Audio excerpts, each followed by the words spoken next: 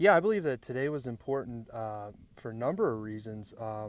Whether you're spraying an insecticide or a fungicide or even thinning, what we've found out here today is that we are overspraying the bottom canopy of our trees and underspraying the tops. And so that's going to leave for gaps and thinning. Also, you're going to build up faster resistance for your fungicides, which is a horrible thing.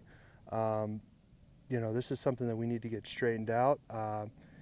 We're not where we need to be, that's for sure. And this Patternator gives us a great idea on what to fine tune, where our problems are at and what we can do now to fix it. Whereas before we were going off of just sheer water volume and we were, thinking that we were doing a good job and we really weren't. So this Patternator is kind of shot holes all through that idea.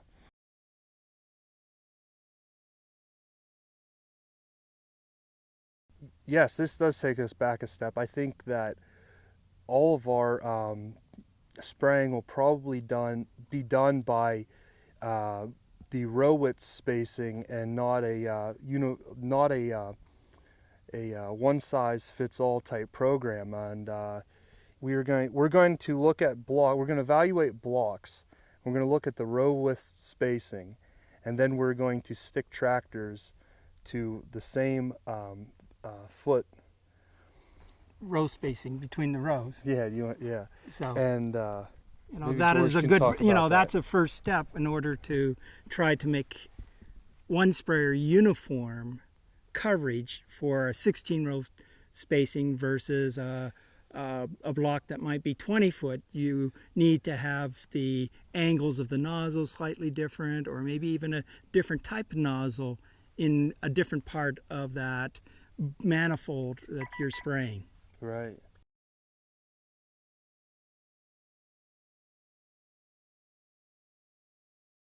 I've just got the Patternator here recently in the summer or summer of 2014, and I've taken it out to around 5 farms, and it's been situations where there was a problem and I was using the Patternator as a means to figure out where the problem is.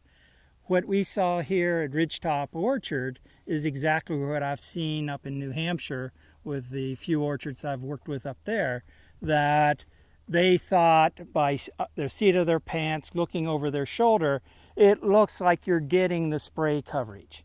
But once you have that stationary object going up in the air with the Patternator and being able to collect what is being sprayed out, then you can start to see where the holes are in that spray pattern. And doggone it, it seems like we find, geez, did you have scab in the top of your trees? And Mark's there, yeah, I did. Well, right here, this shows you why you weren't getting the coverage you thought you were. And the other thing it's done, it's really proven the aspect of when you have a little bit of wind, what does it really do? Right. And just the littlest wind today, Mark says, oh man, no wonder I can't get to the top of the tree.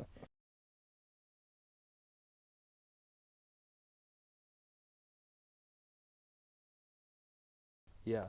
So we didn't get the results that we wanted to see, but we got the results that we needed to see. And that means that we're going to have to make some change, and that there's definitely, George was talking about changing some nozzles up top. Also we were looking at, we used to think if you're spraying a 16-foot row and you went to a 13-foot row that you were fine, but we're just finding that we're not covering the tops on anything that we're spraying, that we're just not getting the results that we need. And it doesn't surprise me to see that we have scab and that this thing is proving that it's not the operator. It's not that somebody didn't mix up the chemical. It's not that somebody didn't do something. It's just we're really not hitting the tops of where we should be.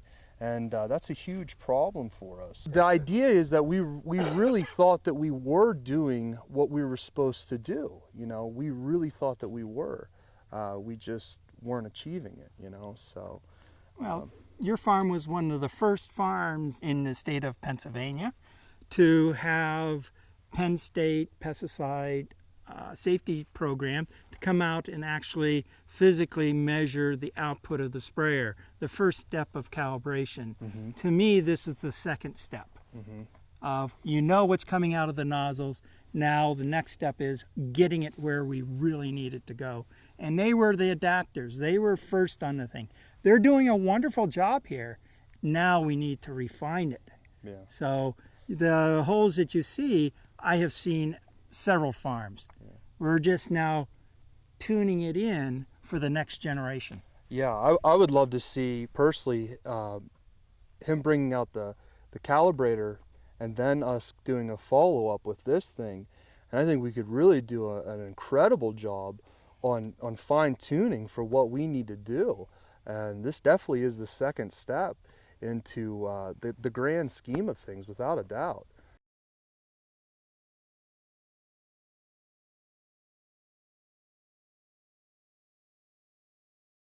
Well, it's just changed everything for us. You know, we were gonna hopefully be talking with George here and figuring some things out. You know, I got to talk with my sprayers on, and we're also gonna have to put some of the what are the Water-sensitive paper. water-sensitive paper in the rows, and we're really gonna have to play around before we just hop in the tractors and get out there and get spraying. My guys got to see the vanes and the how to angle them differently, and then also the nozzles. We've got to angle them a little bit different too. You know, we thought that we were pushing it upright and that we were getting where we needed to be, but we're just not.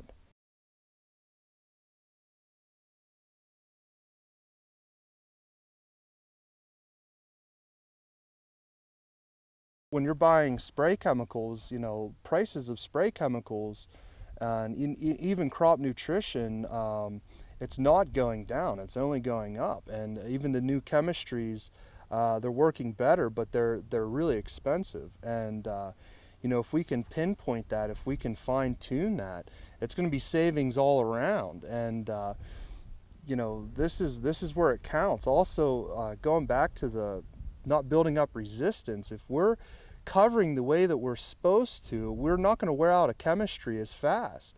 And that means here, that means anywhere. We're not going to wear out a chemistry as fast. My plant growth regulators, when we spray them on, you know, we're going to get better results. You know, everything is going to be more bang for the buck, and that's where it's at. And to be competitive and to keep moving forward, that's I mean, this is the stuff that we've got to keep moving on, and we've got to keep learning and fixing. Right now, they're hoping that one setting takes care of all the different orchard canopies, all the different apple canopies that he has on this farm. And what he's seeing is there's holes in that theory, and that he's going to have to refine it. You know, agriculture is dynamic. It's not static. And where sprayer has to be dynamic to change with the type of tree and tree training system that you're using today. And That's right. I think we really saw a good example of that today. That's right.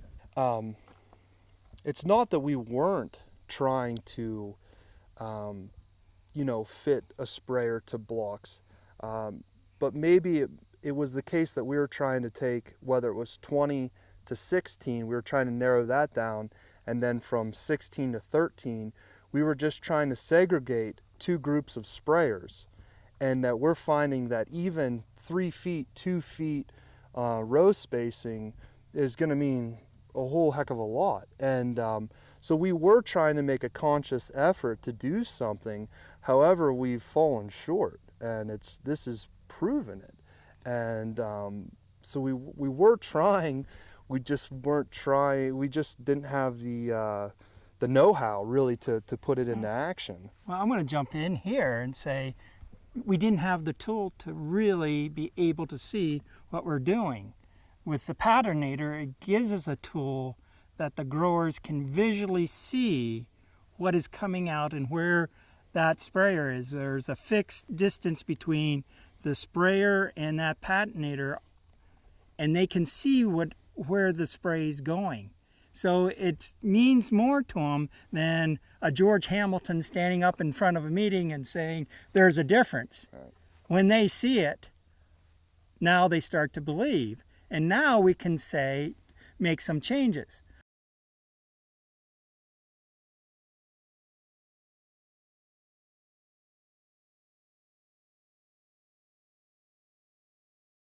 Well, I think it's going to be the water-sensitive paper.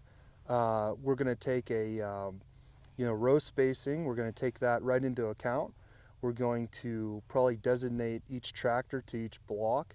We're going to get out there and we're going to spray. We're going to see how good we're doing, and then we're also going to adjust nozzles, put in different nozzles. We learned today for the first time. We didn't know that there was different colored nozzles. We didn't know that there's a whole bunch of different stuff that we didn't even know the first time. So, we're going to make a tailor-made type program for each block, and that's where we're going to start, and we're going to see how good we get at it. But we really got to narrow things in.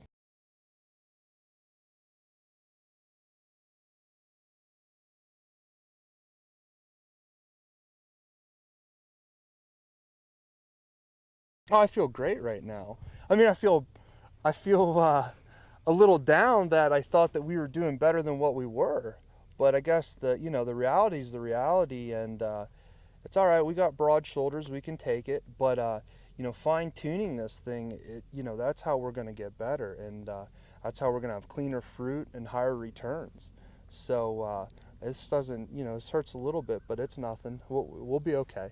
And we also have to point out is the coverage you were getting will be good for an average year.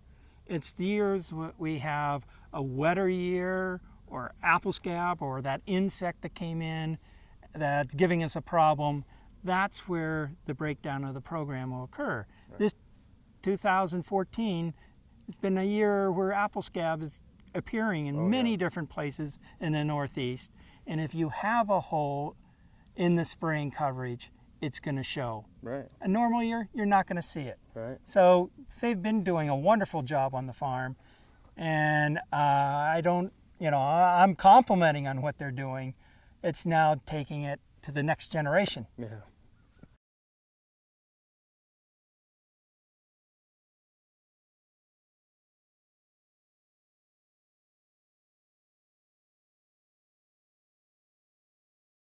Well, I think, Penn State working with the growers, with the sprayer calibration is, to me, giving growers a chance to take a tool to help them do a better job. And to me, it's a win-win situation because we have sprayers that are properly calibrated, and it's a win for the environment. A proper calibrated, a proper operating sprayer is going to be more efficient and will potentially mean more income, more sustainability to that orchard. So to me, it's the next step that we need to do working with our growers. We're on a tractor from 8 to 9 hours a day or a night, and the last thing that you really want to do is put in all that work and then realize that you're not getting the results that you want or you need. And I think there's nothing more frustrating than anybody who's sat on a tractor for that amount of time over and over again throughout the spring, through primary scab, and then throughout the rest of your cover sprays, and then realize that you're not even doing the job that you thought you were doing. That's extremely frustrating, and it only makes you want to do better, because you don't want all this to be for vain, So I would say that you can keep doing that, but you're also wasting money, and nobody wants to do that. We're in a harder time as it is, and we have less chemicals than what we did, and so we got to be smart, we got to be good stewards, and we got to do the right things.